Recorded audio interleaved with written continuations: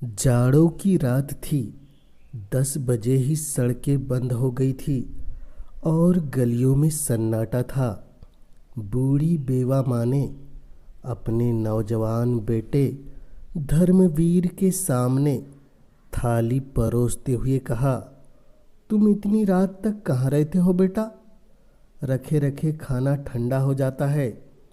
चारों तरफ सोता पड़ गया। आग भी तो इतनी नहीं रहती कि रात तक बैठी उसे तापती रहूं।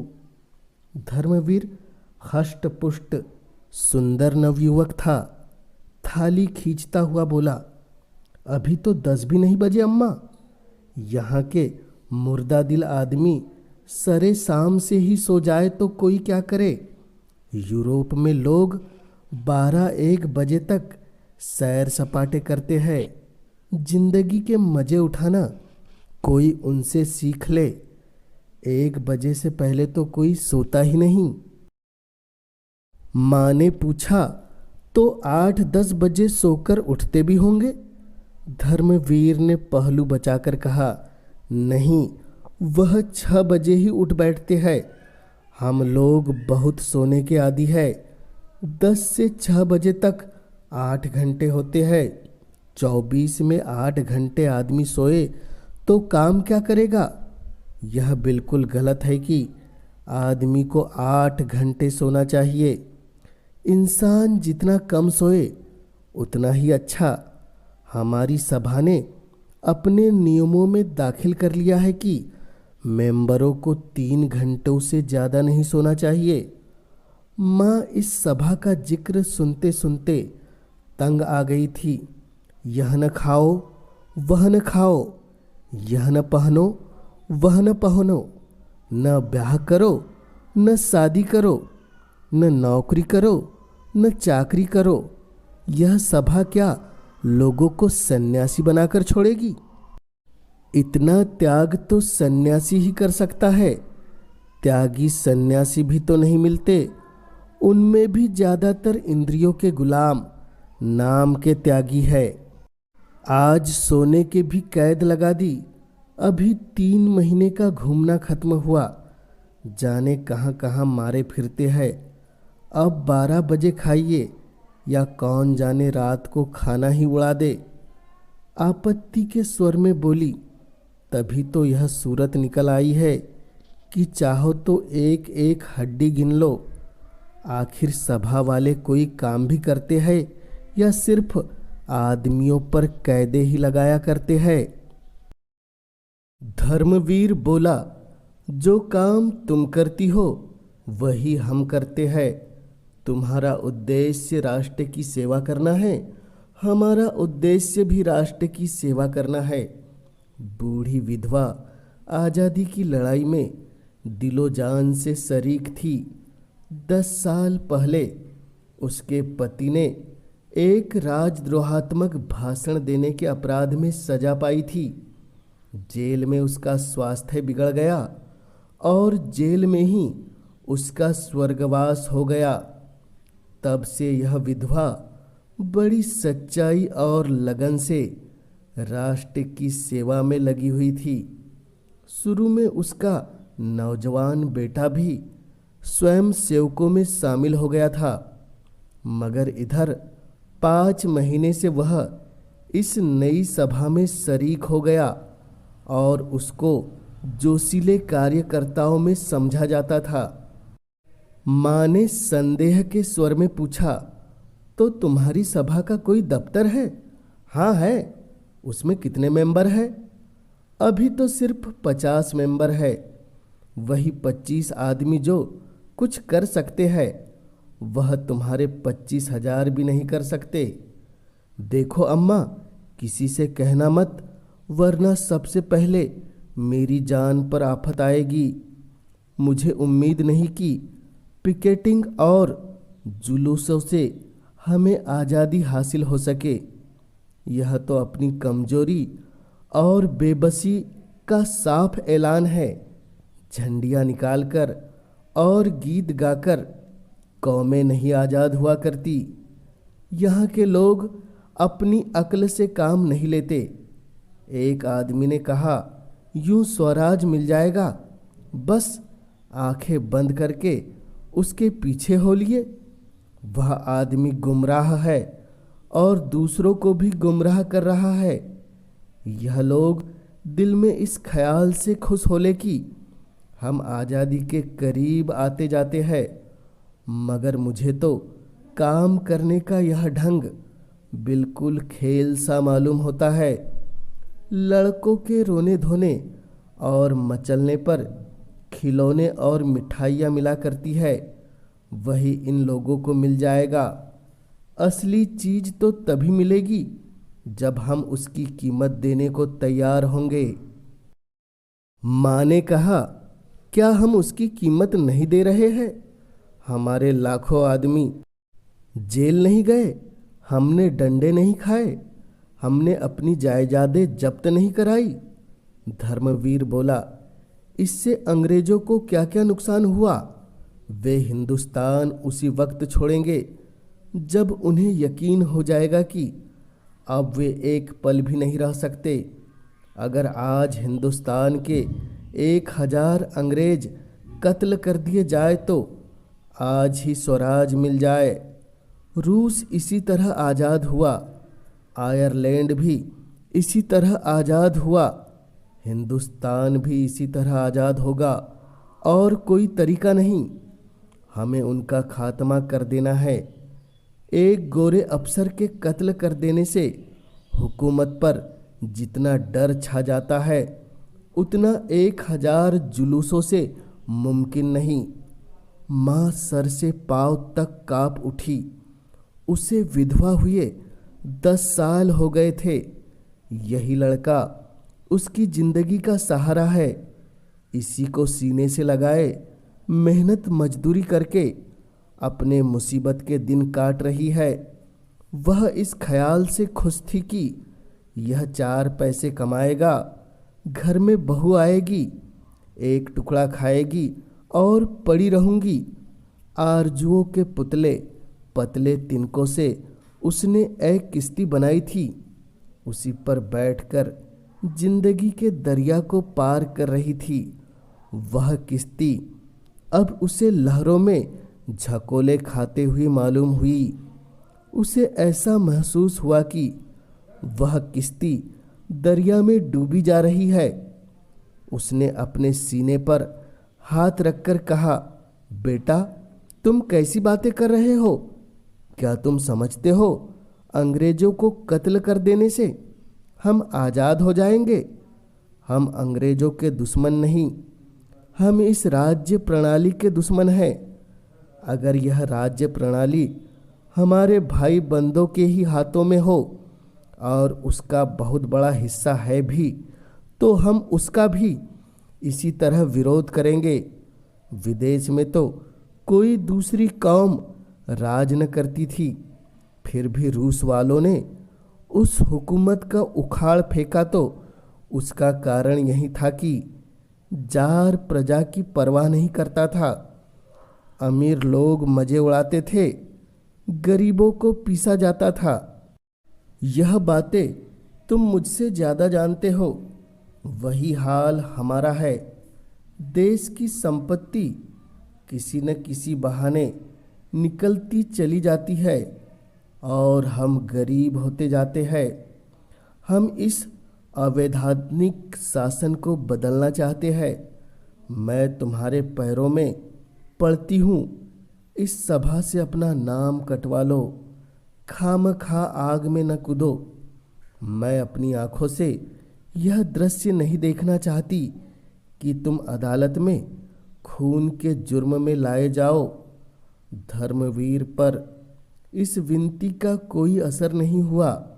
वह बोला, इसका कोई डर नहीं, हमने इसके बारे में काफ़ी एहतियात कर ली है। गिरफ्तार होना तो बेवकूफ़ी है। हम लोग ऐसी हिकमत से काम करना चाहते हैं कि कोई गिरफ्तार न हो। माँ के चेहरे पर अब डर की जगह शर्मिंदगी की झलक नजर आई। वह बोली, यह तो उससे भी बुरा है। बेगुनाह सजा पाए और कातिल चैन से बैठा रहे। यह शर्मनाक हरकत है। मैं इसे कमीनापन समझती हूँ। किसी को छिपकर कत्ल करना दगाबाजी है, मगर अपने बदले बेगुनाह भाइयों को फंसा देना देशद्रोह है। इन बेगुनाहों का खून भी कातिल की गर्दन पर होगा। धर्मवीर ने अपनी माँ की परेशानी का मजा लेते हुए कहा, अम्मा, तुम इन बातों को नहीं समझती। तुम अपने धरने दिए जाओ, जुलूस निकाले जाओ। हम जो कुछ करते हैं हमें करने दो। गुनाह और सवाब, पाप और पुण्य, धर्म और अधर्म, यह निरर्थक शब्द है। जिस काम का तुम सापेक्ष समझती हो उसे मैं पुण्य समझता हूँ। तुम्हें कैसे समझाऊं कि यह सापेक्ष शब्द है? तुमने भगवत गीता तो पढ़ी है। कृष्ण भगवान ने साफ कहा है, मारने वाला मैं हूँ, जिलाने वाला मैं हूँ। आदमी न किसी को मार सकता है न जिला सकता है। फिर कहाँ रहा तुम्हारा पाप? मुझे इस बात की क्यों शर्म हो कि मेरे बदले कोई दूसरा मुजरिम करार दिया गया? यह व्यक्तिगत लड़ाई नहीं, इंग्लैंड की सामूहिक शक्ति से युद्ध है। मैं मरूं या मेरे बदले कोई दूसरा मरे, इसमें कोई अंतर नहीं। जो आदमी राष्ट्र की ज़्यादा सेवा कर सकता है उसे जीवित रहने का ज़्यादा अधिकार है। मैं आश्चर्य से लड़के का मुंह देखने लगी। उससे बहस करना बेकार था। अपनी दलीलों से वह उसे कायल न कर सकती थी। धर्मवीर खाना खाकर उठ गया, मगर वह ऐसी बैठी रही कि जैसे लकवा मार गया हो। उसने सोचा, कहीं ऐसा तो नहीं कि वह किसी का कत्ल कर आया हो, यह कत्ल करने जा रहा हो। इस विचार से उसके शरीर के कपकपी आ गई। आम लोगों की तरह हत्या और खून के प्रति घृणा उसके शरीर के कण-कण में भरी हुई थी। उसका अपना बेटा खून करे, इससे ज़्यादा लज्जा, अपमान, घृणा की बात उसके लिए और क्या हो सकती थी? वह राष्ट्र सेवा की उस कसौटी पर जान देती थी जो त्याग, सदाचार, सच्चाई और साफ दिली का वरदान है। उसकी आंखों में राष्ट्र का सेवक वह था जो नीच से नीच प्राणी का दिल भी न दुखाए, बल्कि जरूरत पड़ने पर खुशी से अपने को बलिदान कर दे। अहिंसा उसकी नैतिक भावनाओं का सबसे प्रधान अंग थी। अगर धर्मवीर किसी गरीब की हिमायत में गोली का निशाना बन जाता तो वह रोती जरूर, मगर गर्दन उठाकर उसे गहरा शोक होता। शायद इस शोक में उसकी जान भी चली जाती, मगर इस शोक में गर्व मिला हुआ होता। लेकिन वह किसी का खून कर गाए, यह एक भयानक पाप था, कलंक था। लड़के को कैसे रोके, यही सवाल उसके सामने था। वह यह नौबत हरगिज नहीं आने देगी कि उसका बेटा खून के जुर्म में पकड़ा न जाए। उसे यह बर्दाश्त था कि उसके जुर्म की सजा बेगुनाहों को मिले। उसे ताज्जुब हो रहा था, लड़के में यह पागलपन आया क्यों कर। वह खाने बैठी, मगर कौर गले से नीचे नहीं जा सका। कोई जालिम हाथ धर्मवीर को उनकी गोद से छीन लेता है। वह उस हाथ को हटा देना चाहती थी। अपने जिगर के टुकड़े को वह एक क्षण के लिए भी अलग न करेगी। छाया की तरह उसके पीछे पीछे रहेगी। किसकी मजाल है जो उस लड़के को उसकी गोद से छीने। धर्मवीर बाहर के कमरे में सोया करता था। उसे ऐसा लगा कि कहीं वह चला न गया हो। फौरन उसके कमरे में आई। धर्मवीर के सामने दीवट पर दिया जला रहा था। वह एक किताब खोल पढ़ता पढ़ता सो गया था। किताब उसके सीने पर पड़ी थी। माँ ने वहीं बैठकर अनाथ की तरह बड़ी सच्चाई और विनय के साथ परमात्मा से प्रार्थना की कि लड़के का हृदय परिवर्तन कर दे। उसके चेहरे पर अब भी वही भोलापन, वही मासूमियत थी जो 15-20 साल पहले नजर आती थी। कर्कशता या कठोरता का कोई चिन्ह न था।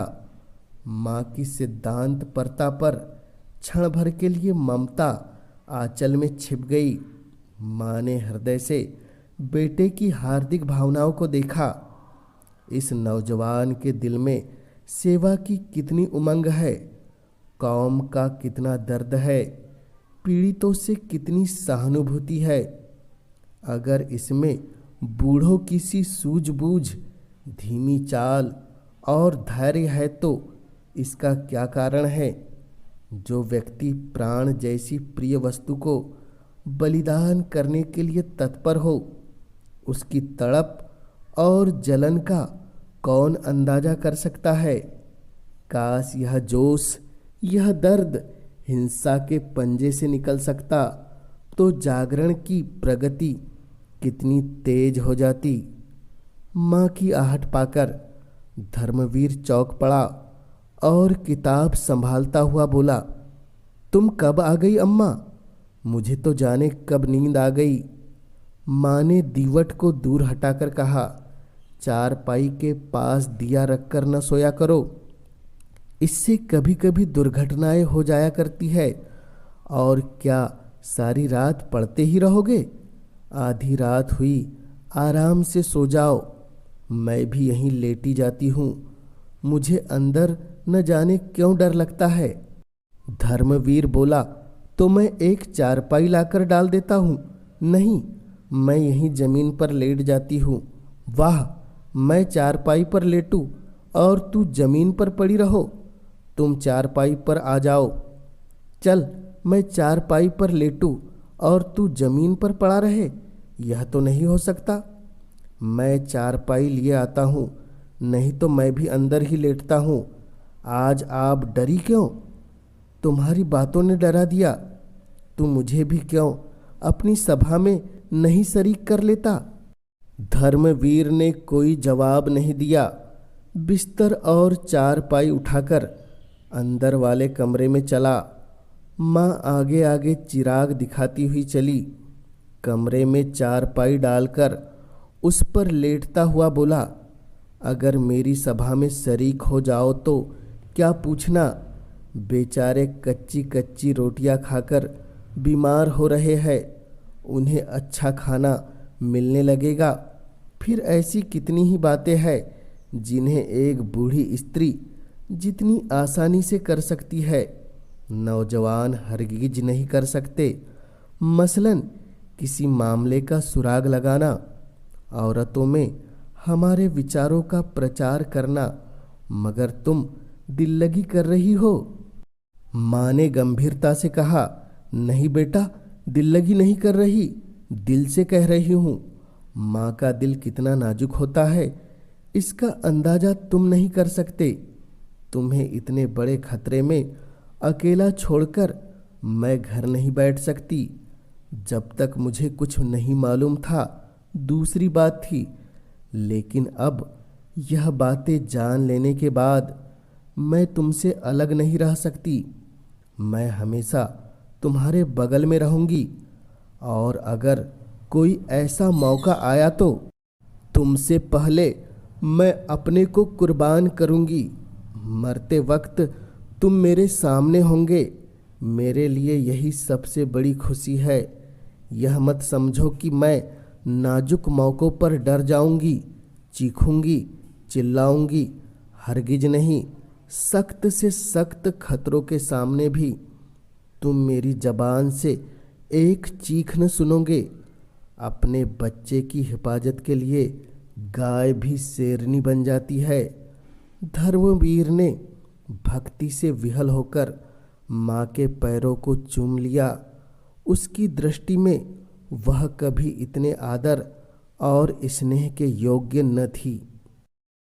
दूसरे ही दिन परीक्षा का अवसर उपस्थित हुआ। यह 2 दिन बुढ़िया ने रिवॉल्वर चलाने के अभ्यास में खर्च किए।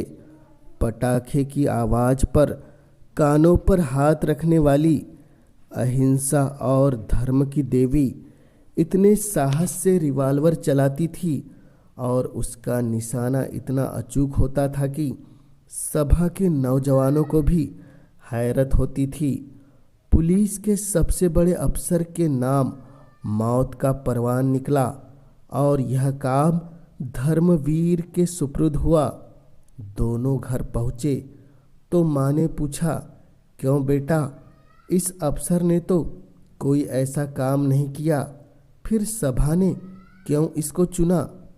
धर्मवीर माँ की सरलता पर मुस्कुराता हुआ बोला, तुम समझती हो हमारी कांस्टेबल और सब इंस्पेक्टर और सुपरिटेंडेंट जो कुछ करते हैं अपनी खुशी से करते हैं।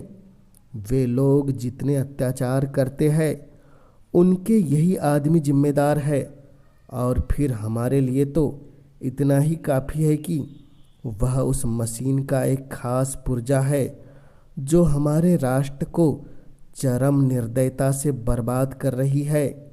लड़ाई में व्यक्तिगत बातों से कोई प्रयोजन नहीं, वहाँ तो विरोध पक्ष का सदस्य होना ही सबसे बड़ा अपराध है।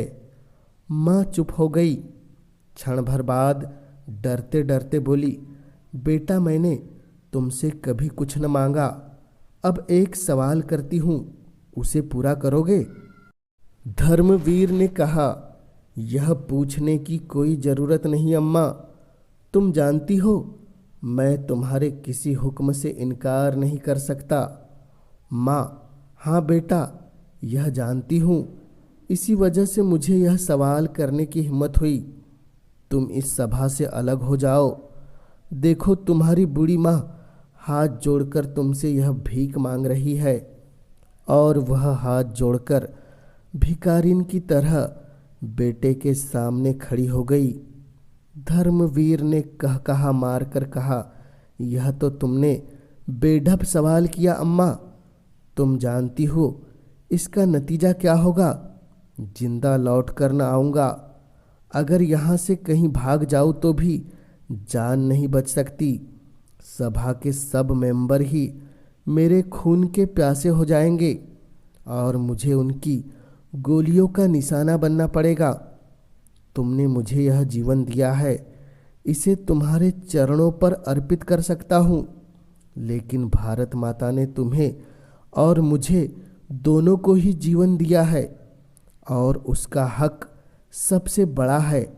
अगर कोई ऐसा मौका हाथ आ जाए कि मुझे भारत माता की सेवा के लिए तुम्हें कत्ल करना पड़े, तो मैं इस अप्रिय कर्तव्य से भी मुंह न मोड़ सकूंगा।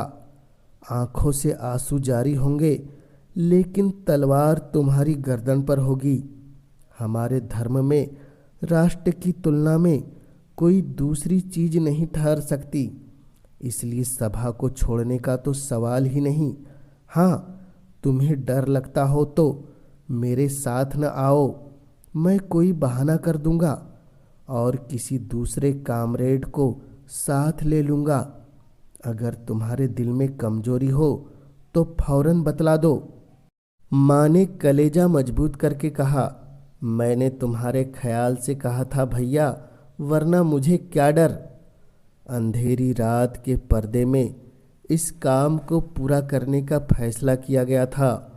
कोप का पात्र रात को क्लब से जिस वक्त लौटे वही उसकी जिंदगी का चिराग बुझा दिया जाए। धर्मवीर ने दोपहर ही को इस मौके का मुआयना कर लिया और उस खास जगह को चुन लिया जहां से निशाना मारेगा।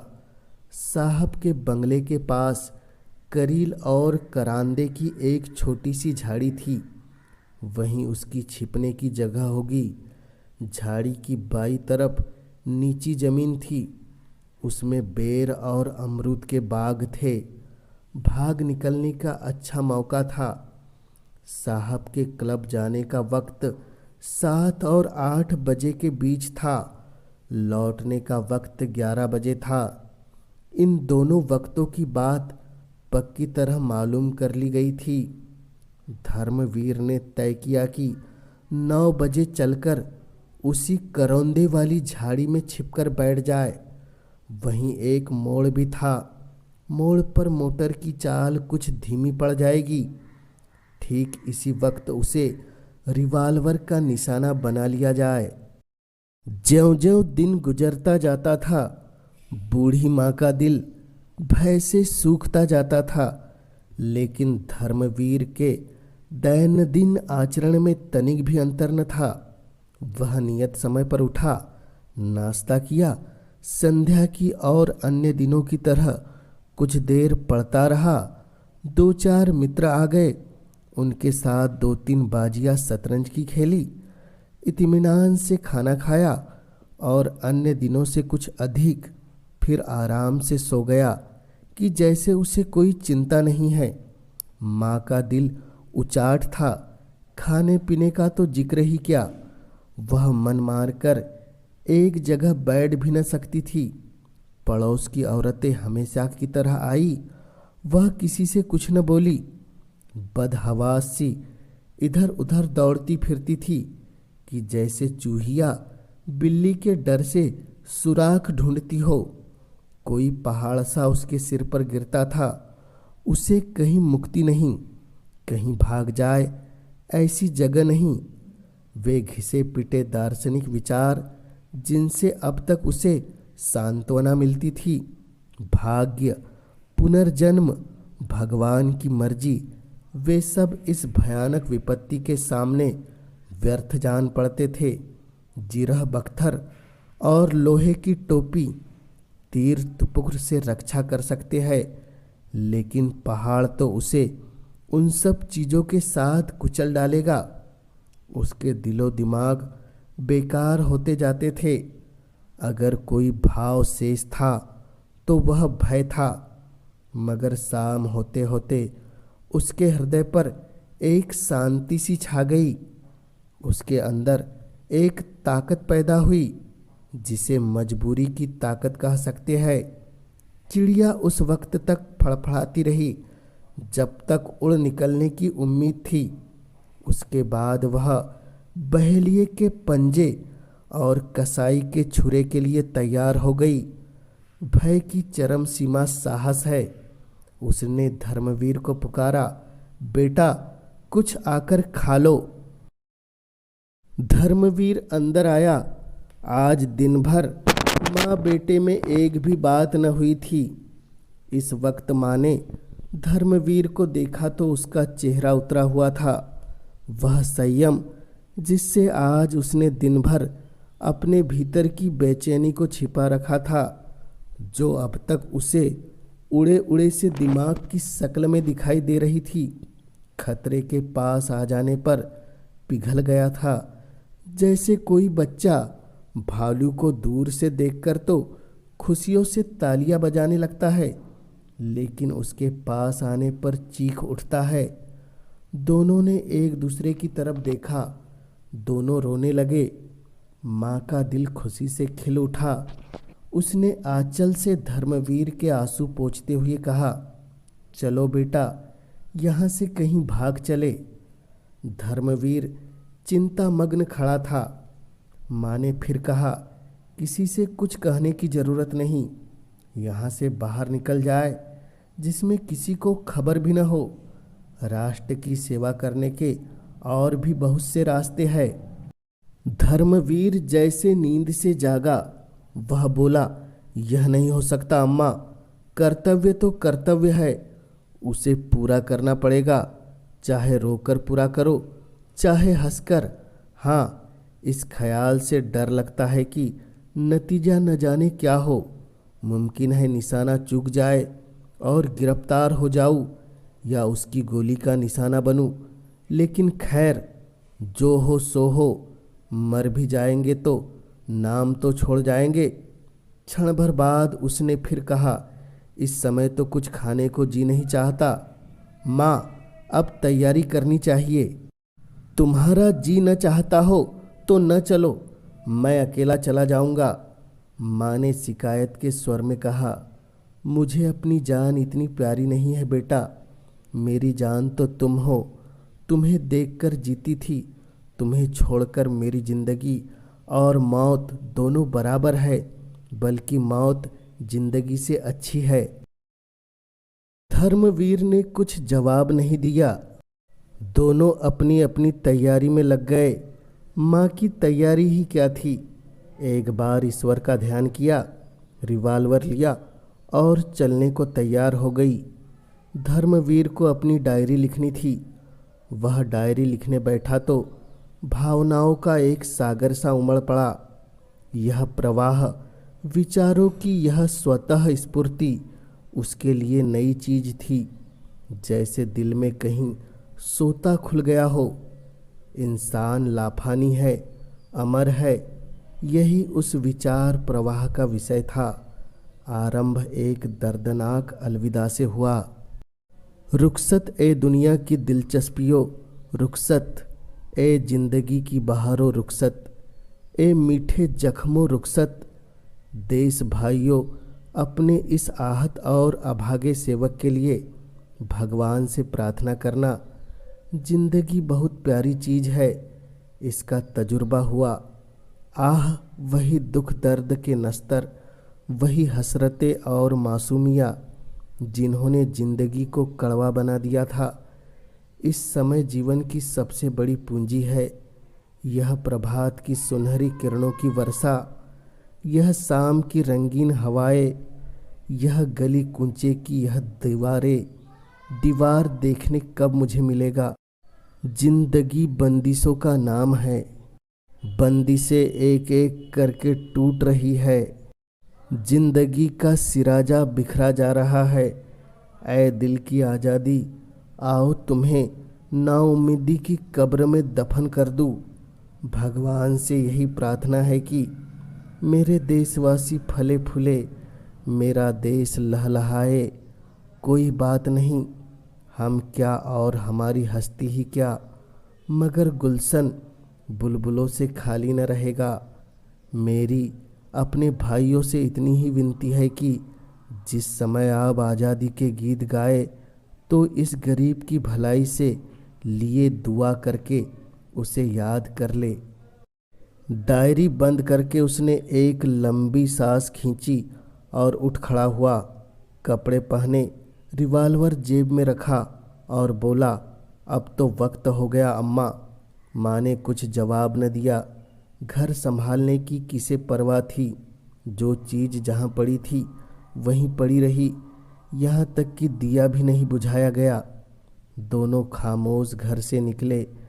एक मर्दानगी के साथ कदम उठाता, दूसरी चिंतित और शोकमग्न और बेबसी के बोझ से झुकी हुई। रास्ते में भी शब्दों का विनिमय न हुआ। दोनों भाग्य लिपि की तरह अटल, मौन और तत्पर थे। गद्यांश तेजस्वी, बलवान पुनीत कर्म की प्रेरणा। पद्यांश दर्द, आवेश और विनती से कांपता हुआ। झाड़ी में पहुंचकर दोनों चुपचाप बैठ गए। कोई आधे घंटे बाद साहब की मोटर निकली। धर्मवीर ने गौर से देखा। मोटर की चाल धीमी थी। साहब और लेडी बैठे थे। निशाना अचूक था। धर्मवीर ने जेब से रिवाल्वर निकाला। माँ ने उसका हाथ पकड़ लिया और मोटर आगे निकल आई। धर्मवीर ने कहा, यह तुमने क्या किया अम्मा? ऐसा सुनहरा मौका फिर हाथ न आएगा। माँ ने कहा, मोटर में मेम भी थी। कहीं मेम को गोली लग जाती तो क्या बात थी। हमारे धर्म में नाग नागिन और सपोलों में कोई अंतर नहीं। माँ ने घृणा भरे स्वर में कहा, तो तुम्हारा धर्म जंगली जानवरों और वहशियों का है, जो लड़ाई के बुनियादी उसूलों की भी परवाह नहीं करता। स्त्री हर एक धर्म में निर्दोष समझी गई है। यहाँ तक कि वहशी भी उसका आदर करते हैं। वापसी के समय हरगिज न छोड़ूंगा। मेरे जीते जी तुम स्त्री पर हाथ नहीं उठा सकते। मैं इस मामले में तुम्हारी पाबंदियों का गुलाम नहीं हो सकता। माँ ने कुछ जवाब न दिया। इस नामर्दों जैसी बात से उसकी ममता टुकड़े टुकड़े हो गई। मुश्किल से 20 मिनट बीते होंगे कि वही मोटर दूसरी तरफ से आती दिखाई पड़ी। धर्मवीर ने मोटर को गौर से देखा और उछलकर बोला, लो अम्मा, अब की बार साहब अकेला है, तुम भी मेरे साथ निशाना लगाना। माँ ने लपक कर धर्मवीर का हाथ पकड़ लिया और पागलों की तरह जोर जोर लगाकर उसका रिवाल्वर छीनने लगी। धर्मवीर ने उसको एक धक्का देकर गिरा दिया और एक कदम रिवाल्वर साधा। 1 सेकंड में माँ उठी। उसी वक्त गोली चली। मोटर आगे निकल गई, मगर माँ जमीन पर तड़प रही थी। धर्मवीर रिवाल्वर फेंककर माँ के पास गया और घबराकर बोला, अम्मा क्या हुआ? फिर एकाएक इस शोक भरी घटना की प्रतीति उसके अंदर चमक उठी। वह अपनी प्यारी माँ का कातिल है। उसके स्वभाव की सारी कठोरता और तेजी और गर्मी बुझ गई। आंसुओं की बढ़ती हुई थरथरी को अनुभव करता हुआ वह नीचे झुका और माँ के चेहरे की तरफ आंसुओं में लिपटी हुई शर्मिंदगी से देखकर बोला, यह क्या हो गया अम्मा? हाय, तुम कुछ बोलती क्यों नहीं? यह कैसे हो गया? अंधेरे में कुछ नज़र भी तो नहीं आता। कहाँ गोली लगी? कुछ तो बताओ। आह, इस बदनसीब के हाथों तुम्हारी मौत लिखी थी। जिसको तुमने गोद में पाला उसी ने तुम्हारा खून किया। किसको बुलाऊं? कोई नज़र भी तो नहीं आता। माँ ने डूबती हुई आवाज़ में कहा, मेरा जन्म सफल हो गया बेटा। तुम्हारे हाथों मेरी मिट्टी उठेगी। तुम्हारी गोद में मर रही हूँ। छाती में घाव लगा है। जो तुमने गोली चलाई, मैं तुम्हारे सामने खड़ी हो गई। अब नहीं बोला जाता। परमात्मा तुम्हें खुश रखे, मेरी यही दुआ है। मैं और क्या करती बेटा? माँ की आबरू तुम्हारे हाथ में है। मैं तो चली। क्षण भर बाद उस अंधेरे सन्नाटे में धर्मवीर अपनी प्यारी माँ के नीमजान शरीर को गोद में लिए घर चला तो उसके ठंडे तलवों से अपनी आंसू भरी आंखें रगड़कर आत्मिक आहत से भरी हुई दर्द की टीस अनुभव कर रहा था।